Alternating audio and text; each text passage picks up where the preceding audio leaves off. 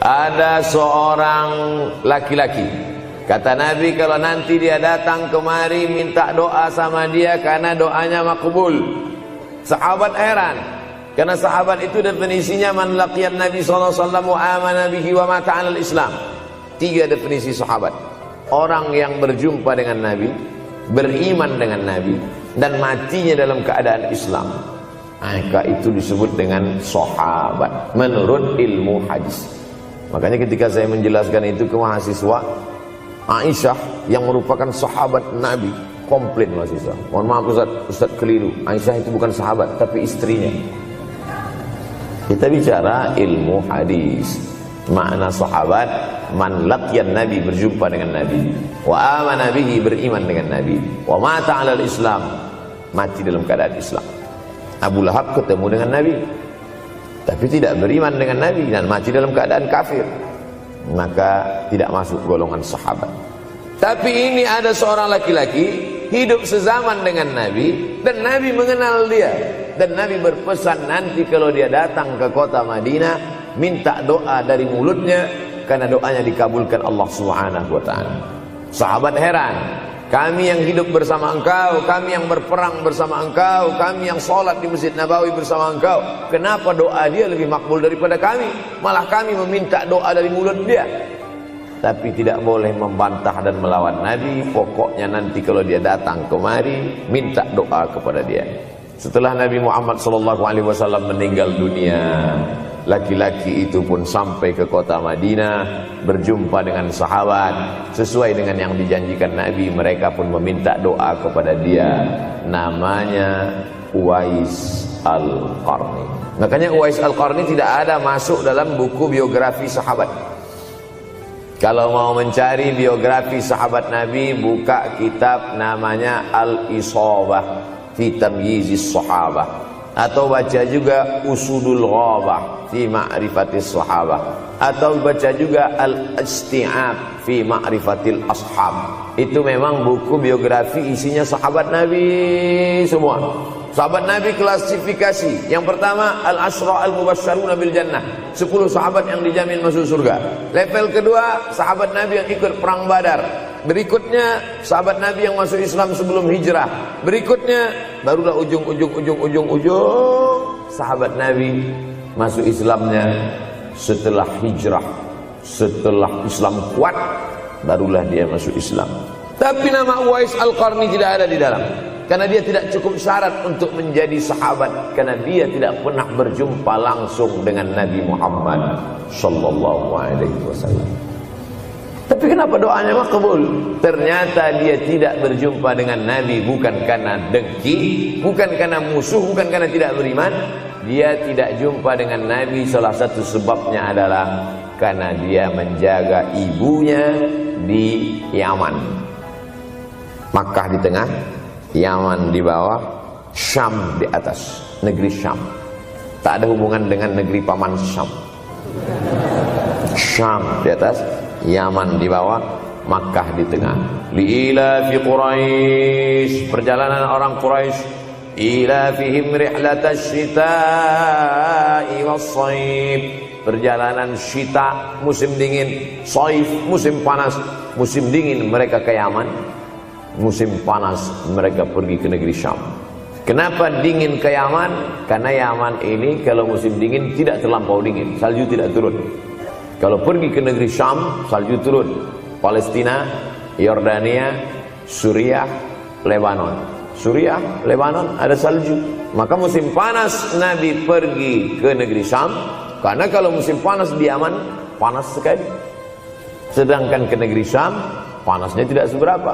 Perjalanan orang Arab Quraisy ini diceritakan Allah, di negeri Yaman itulah tempat kampung Uwais Al-Qarni.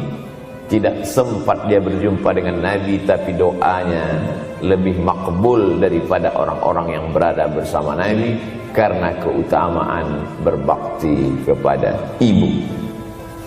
Kalau sama ayah boleh ngelawan Pak Ustaz? Enggak juga.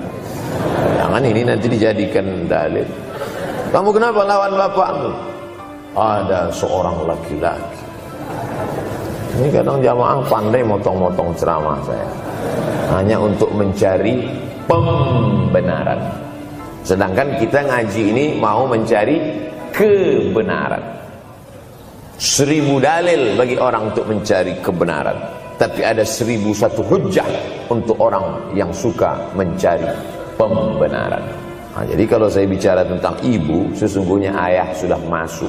Karena tanpa ayah kita juga bukan apa-apa dan bukan siapa-siapa. Walaupun jatah ayah sepertiga, sedangkan ibu lebih daripada itu. Man ahaqqun nas bi husni suhbati. Siapa orang yang paling layak mendapatkan baktiku ya Rasulullah? Ummuka. Summa man, siapa lagi? Ummuka. Summa man, siapa lagi? Ummuka. Summa man, abuka. Itu yang menyusun itu Nabi SAW, bukan saya. Itu makanya ibumu, ibumu, ibumu, bapakmu. Kenapa Nabi 3 kali? Kenapa Nabi menyebut laki-laki 1 kali, perempuan 3 kali? Karena ibu mengandung, ibu melahirkan, ibu menyusukan. Siapa yang mau dapat 3 kali? Coba yang 3 ini. Mengandung, melahirkan, menyusukan. 3 ini belum bisa dilakukan oleh laki-laki dimanapun. Adapun merubah wajah sudah bisa. Makanya ada lady boy, wajah lady, betis boy. Tapi untuk mengandung tidak bisa. Ana Rahman, aku ini Rahman, kata Allah. Syaqaqtur rahim wa ja'altu lahu isman min ismi. Aku ciptakan satu makhluk di dalam perut perempuan, maaf, namanya rahim, dari namaku. Ini yang belum bisa dibuat dokter dimanapun di dunia ini, menciptakan rahim, belum bisa. Andai terpecah rekor ini, maka kebanggaan luar biasa bagi LGBT. Tidak bisa. Sampai hari kiamat tidak akan bisa, janji Allah. Karena Allah mengatakan dalam hadis qudsi, Anar Rahman, ja'altu lahu isman min ismi. Maka ada satu makhluk dalam perut perempuan yang diciptakan, diambil dari Asmaul Husna. Sehebat-hebatnya laki-laki, dari ujung rambut sampai ujung kaki tidak ada di tubuhnya ini yang diambil dari Asmaul Husna, tak ada. Bahwa namanya dari Asmaul Husna ada, Abdus Somad. Tapi ada makhluk di badannya diambil dari Asmaul Husna, itu hanya ada pada perempuan. Oleh sebab itu perempuan luar biasa. Makanya kampus Universitas Ahmad Dahlan memuliakan perempuan. Mana perempuan? Di atas letaknya. Makanya saya tidak terlalu berani mendongak ke atas. Begitu hebatnya perempuan. Perempuan adalah ibumu, perempuan adalah istrimu, perempuan adalah anakmu, perempuan adalah adikmu. Maka saat engkau memuliakan perempuan, engkau sedang memuliakan 4 aspek dari kehidupan. Ketika Nabi Muhammad SAW diutus Allah ke atas muka bumi ini, salah satunya adalah mengajarkan manusia bagaimana menempatkan pada posisinya. Posisi dia adalah tempat kita menumpang. Ketika ada seorang laki-laki yang sudah sukses diwawancarai, siapa orang yang paling berjasa dalam hidup Anda? Dulu waktu saya merantau ke Yogyakarta, belum ada apa-apa, saya sempat numpang di rumah dia selama 4 bulan. Kata seorang artis dalam sebuah wawancara. Begitu bangganya dia berkata, itulah orang paling berjasa kepada saya karena saya sempat numpang di rumahnya 4 bulan. Tapi ada yang dia lupa, bukan rumahnya yang kau tumpang, bukan ruang tamunya yang kau diami. Sempat numpang di perutnya 9 bulan 10 hari. Tak pernah kau sebut. Angkat tangan yang tidak menumpang di rahim. Langsung dari planet Mars langsung kemari. Enggak ada. Mr. Bean yang... Kita semua sehebat apapun pernah menumpang di perutnya. Oleh sebab itu makanya dosa yang paling mengerikan adalah kalau ada orang jual sabu-sabu, peminum khamar, di dunianya bahagia, happy, senang. Itu Ustaz, pengedar narkoba, hidupnya aman, adem, ayam, tentram. Di akhirat azabnya baru diberikan Allah Subhanahu wa taala. Ada orang yang pelakor senior Tapi hidupnya di dunia senang-senang saja, di akhirat nanti azabnya ditunda.